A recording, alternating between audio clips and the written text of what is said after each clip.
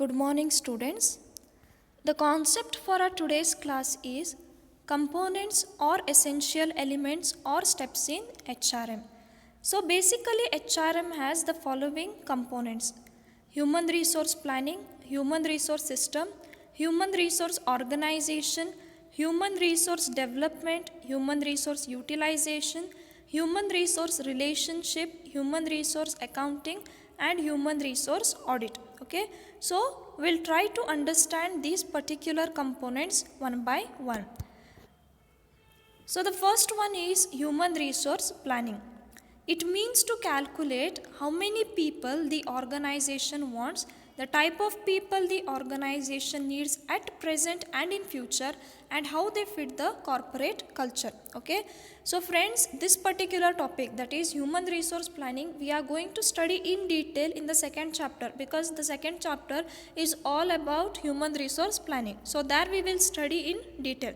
So for time being, HRP, that is your human resource planning, is nothing but forecasting of both the supply and demand for future labor. Okay, see, every organization has the requirement of labor. So how many people are required currently in the organization, and how many might be required in the future. So estimation of that is your human resource planning. Okay, so why it is important? It provides the base for recruitment program. So whatever the next procedures are there, that is recruitment, selection, orientation, everything. Okay, for that human resource planning acts as a base. Okay, you cannot decide any policies related to HR without planning. So human resource planning, and here you can see how they fit the corporate culture. So corporate culture is nothing but the set of beliefs and behavior that determine how a company's employees and management interact and handle outside business transaction. So this particular corporate culture, it is implied and not defined. Okay, it is not expressed. So we have to select such prospective candidates who fit the corporate culture of our company. Okay, say for example, the one company is having the policy of being punctual, that is the employees should be on time. So it is implied when the people are joining, okay, that they should be on time. It's not that you have selected somebody who will come late, okay, late to the college, so that should late to the work. Okay, so that should not happen. So you have to decide correctly. Okay, so what kind of people we are requiring, okay, what kind of people are to be hired in our company that fits the corporate culture of our company. So the next one is human resource system.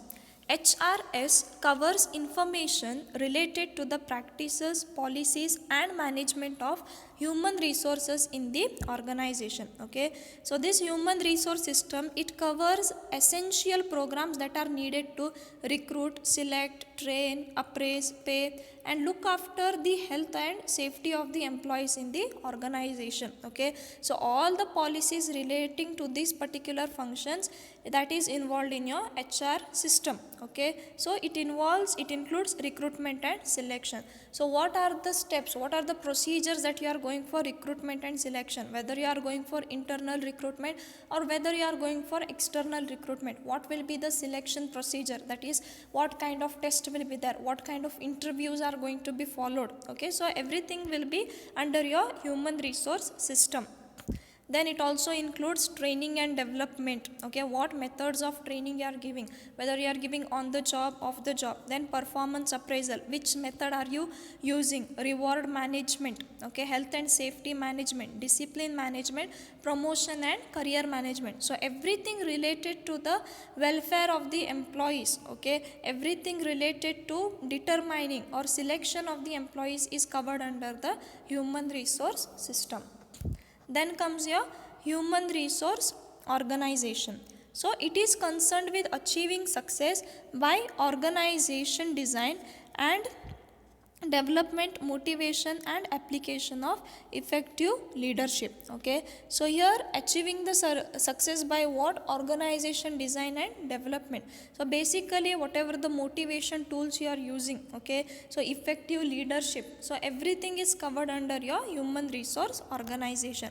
So how you are going to lead the organization, how we are, whether are you going for leadership or whether are you going for the culture of boss. Okay, so basically nowadays they are going for leadership types, because a good leader can lead his disciples, okay, lead his subordinates very well. So what kind of leadership are you going, what kind of organization you are going for, whether you are going for formal authority, whether you are going for informal authority, whether you are going for centralization or decentralization. So that involves your human, that is included in your human resource organization. Then the next one is human resource development. Okay, so it is the process undertaken to promote the intellectual, moral, psychological, cultural, social and economic development of a person working in an organization. So we have studied a lot things about development. Okay, so development is nothing but improving the skills of the people, overall development. Okay, so career planning and development activity. So how can this development be done? It may be by training, it may be by training the employees, executives, career planning and development. How can they develop? By giving by conducting workshops, okay, various job experiences, etc. Okay, so that is your human resource development. Next, human resource relationship. It deals with handling the employees individually and collectively as members of trade unions or staff association. So the main aim is to increase cooperation and trust and involve employees to participate in company's affairs. Okay, so here the word itself says relationship, that is maintaining cordial, good relationship with the subordinates. Okay, so to treat employees as respectful adults. Okay, to adults means what? To help them to make the decisions. Okay, now suppose if there are any decisions to be taken on behalf of at the topper level. Okay, so the top level management can call the employees also to participate, to ask them to give the suggestions regarding that particular situation. So at that time what happens is, it leads to maintaining of good relationship between the management as well as the employees. Okay, so that is really very important, because if the employees does not feel at home in the company, that is if he does not feel the belongingness in that company, then it will be very hard for him to stay in that particular organization for a longer period of time. Okay, so here the management people, okay, they have to allow the employees also to participate in the day-to-day company affairs. Next, human resource utilization. So students, kindly add resource there, by mistake it is deleted. Okay, so human resource utilization. So in order to increase the productivity through people, it is very essential to treat them as adults. Okay, so for full utilization of human resource and to achieve the productivity through people, it is very important to treat them as adults, okay, as partners, to treat them with dignity and respect. So how to increase, how to utilize them? So motivational measures, bonus and profit sharing scheme, arranging training programs, work study and work measurement, etc. are useful programs of human resource utilization. Okay, so when you are adopting these particular things, at that time automatically the productivity and efficiency is increased. Then human resource accounting.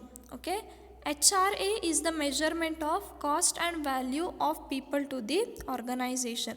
So it involves cost incurred in recruiting, selecting, hiring, training and developing employees and judging their economic value to the organization. Okay, so here they will collect the data. Okay, so what is the cost incurred in hiring, how much cost is incurred. See students, when we are going to hire and all, it's not a easy task. Okay, why? Because when we are going to hire as a company, we have to incur the cost like advertisement. Okay, suppose if a company is having 150 or 100 vacancies, at that time we have to go for advertisement. We have to select the right type of recruitment, whether internal, external. If we are going to go for external, then there are various sources. Okay, so we have to pay to those sources and all, so we have to select here properly, and that involves the cost. Okay, then even if you are going to train them, okay, so if you are going to train them as a company, you have to incur the cost. Okay, so it is a well known fact, the training cost is to be bared by the company itself. The employees are not going to pay for training. Okay, since the company is going to invest, that is also a cost. Okay, then for hiring, so when we are hiring, it's not that people are coming for free of cost. Okay, they are not coming to render the services, so we have to pay them the salary, that is also a cost to the company. Okay, so developing, so everything involves the cost. So human resource in accounting, it is a process of identifying and measuring the data, okay, about human resource, and communicating this information to the interested parties. So whoever are the parties interested, okay, so for them they will give the information relating to the expenses incurred, relating to the amount that is been expended on the hiring of people, on the selection, training, development of the human resources of the particular organization. Okay, so finally the last one is human resource audit. Okay, so it refers to analysis and evaluation of personnel policies, practices and procedures to determine the effectiveness of HRM in an organization.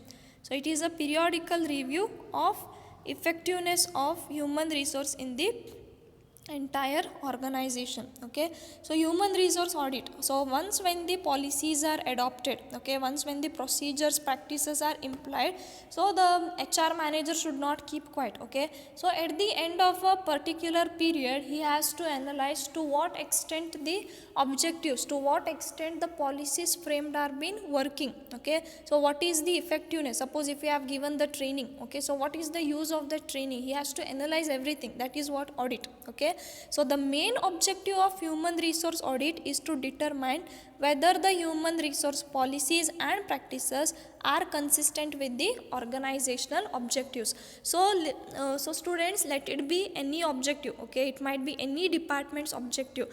Now take the case of HR department. Okay, so whatever the objectives are there for the HR department, okay, HR department, it should match with the organizational goals. Okay, take for example, suppose if I am teaching you the subject, okay, I'm teaching you HRM now, so whatever my objective is there, it should match with the objective of the organization. It's not that I'm coming you and teaching you something else, maybe I'm teaching you art and all. No, okay, that is not my objective. So what is my objective? In order to teach you, okay, in order to teach you the subject which is given to me, so that whatever the organizational objectives are there, that will be achieved. Okay, so audit is nothing but at the end of a particular period, you are going to analyze, okay, you are going to check out the effectiveness, whether the policies are implemented, whether the practices implemented are going with the organizational objectives or no. Okay, so students, that's it for the day. So I hope you are understanding the concept. Okay, if you are not understanding, then please let me know.